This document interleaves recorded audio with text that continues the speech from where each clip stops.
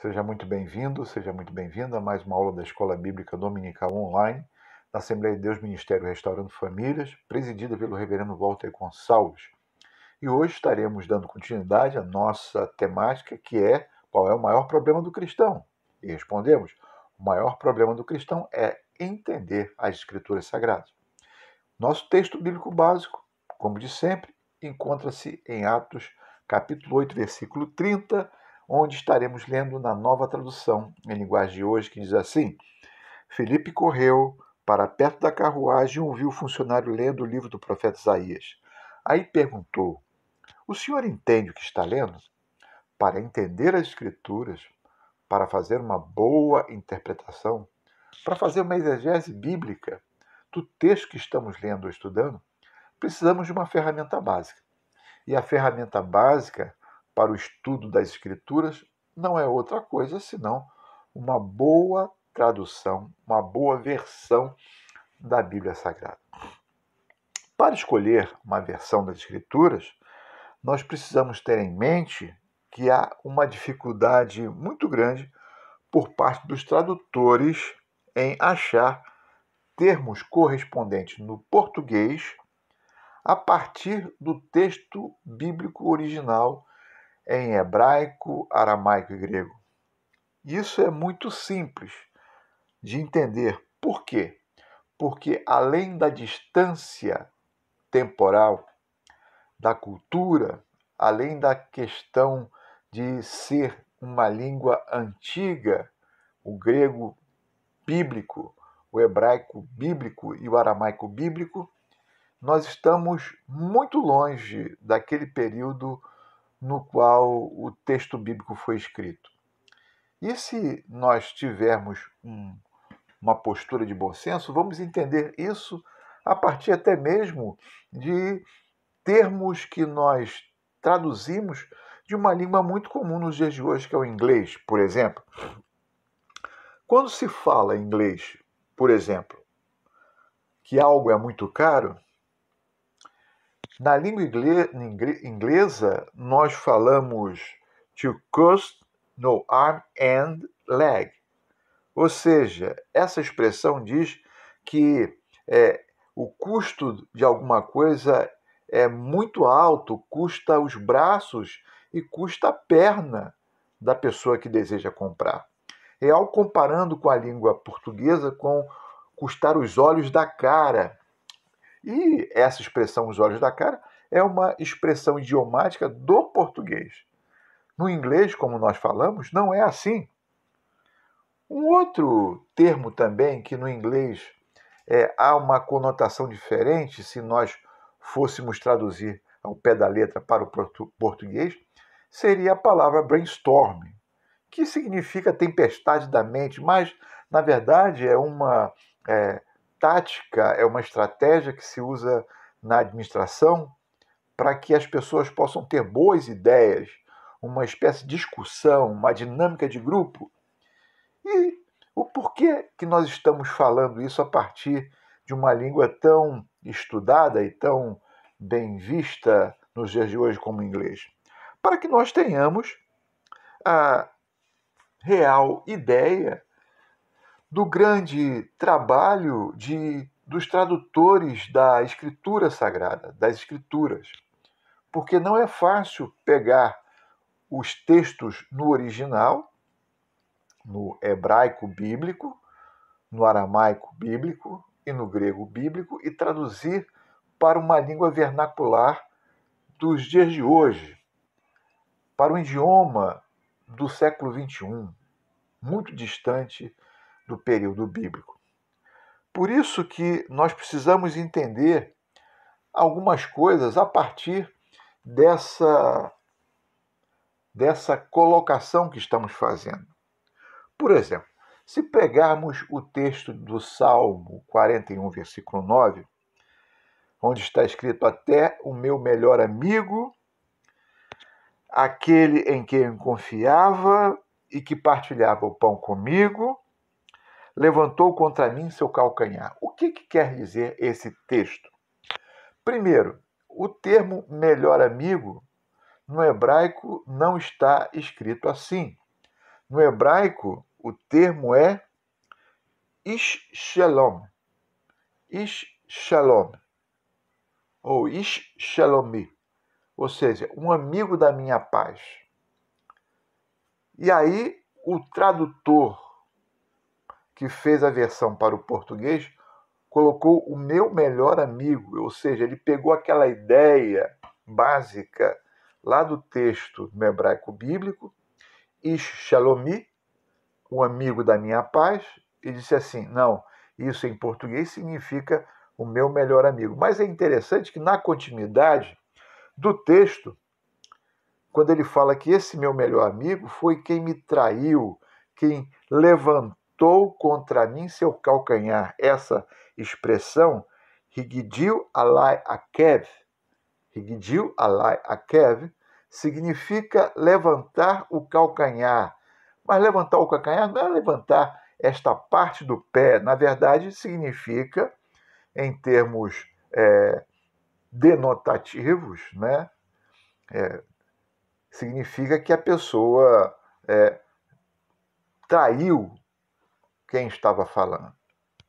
E o que, que nós podemos perceber a partir daí?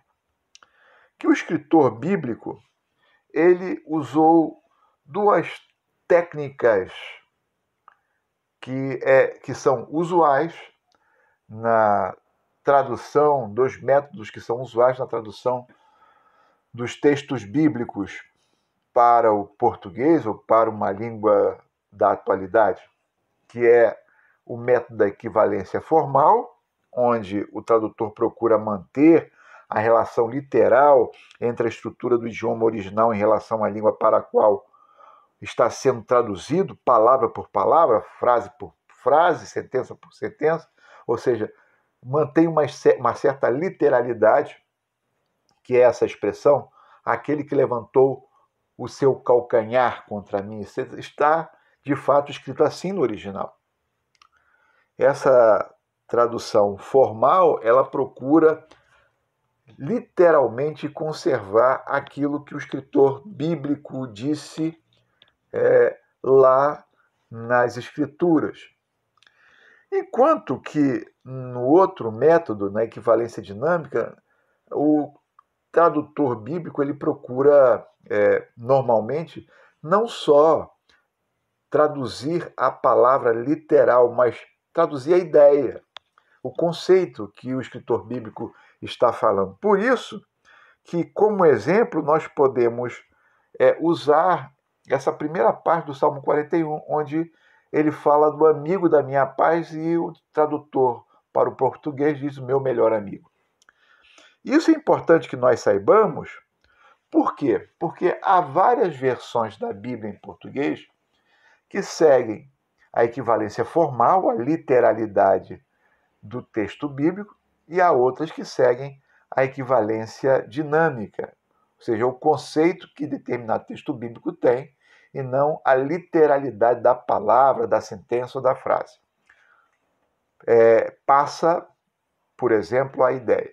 Mas é preciso entender, antes de tudo, que nós não estamos falando aqui, em termos de equivalência dinâmica, em paráfrase. O que é paráfrase? A paráfrase, na verdade, é uma explicação ou uma nova apresentação de determinado texto a fim de torná-lo mais inteligível, mais compreensível, dar um sentido. Por exemplo, a tradução, a mensagem que o pastor, um grande teólogo já falecido, Dr. Eugene Peterson, fez a mensagem, não é tradução dinâmica. Ali é uma paráfrase, onde o Dr. Eugene Peterson ele quis dar uma conotação, uma interpretação a determinadas passagens da Bíblia de uma forma muito peculiar, muito singular, que tem a sua validade, assim como também a Bíblia viva, também é uma paráfrase. Quando falamos de Bíblia de equivalência formal e equivalência dinâmica, nós vamos citar aqui algumas versões que seguem de fato essas metodologias. Vamos começar com a equivalência formal, a literalidade. Nós temos, por exemplo, a versão Almeida Corrigida Fiel, da Sociedade Bíblica Trinitariana, que procura seguir uma literalidade, conserva uma linguagem erudita, às vezes até muito difícil, né? E a pessoa que está iniciando a sua leitura na Bíblia Sagrada, para começar a ler a Bíblia por um texto ou uma versão como essa, literal, formal, que segue a equivalência formal, às vezes se torna um pouquinho complicado. Mas aí nós temos uma Bíblia que segue a equivalência dinâmica, como é a Bíblia que eu gosto muito de ler, que é a Nova Tradução em Linguagem de Hoje, que tem uma linguagem coloquial, uma linguagem fluente, uma linguagem muito próxima da língua comum que todos os que seguem o idioma lusitano, né, lusófagos, usam, né? Fica fácil de entender alguns textos bíblicos. E temos também a versão transformadora, a nova versão transformadora da editora Mundo Cristão, que usa as duas metodologias ao mesmo tempo. A metodologia de equivalência formal, a literalidade, e também, em algumas passagens, usa a tradução, ou a melhor, a equivalência dinâmica.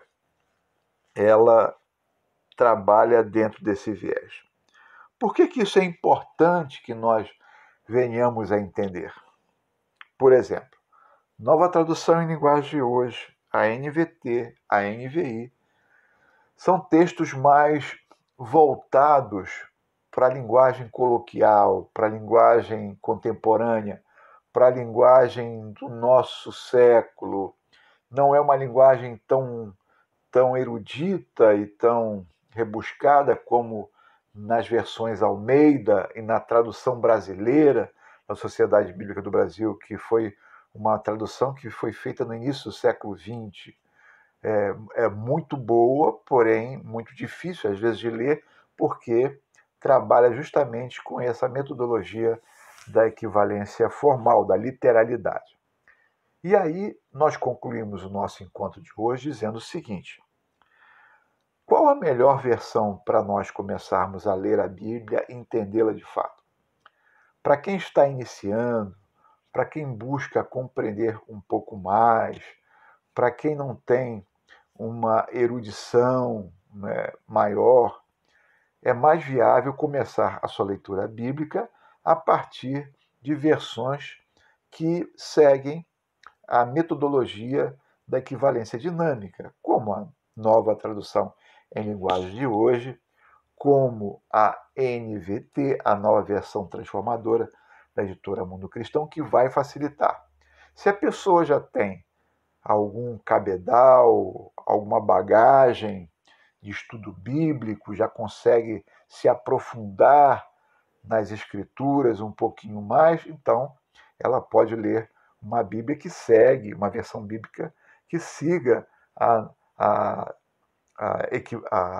metodologia da equivalência formal, como a Almeida Corrigida Fiel e tantas outras. Por isso é importante frisar que esse texto bíblico básico ele vai ajudar a pessoa a entender melhor a Escritura e a começar a fazer uma boa exegese do texto bíblico.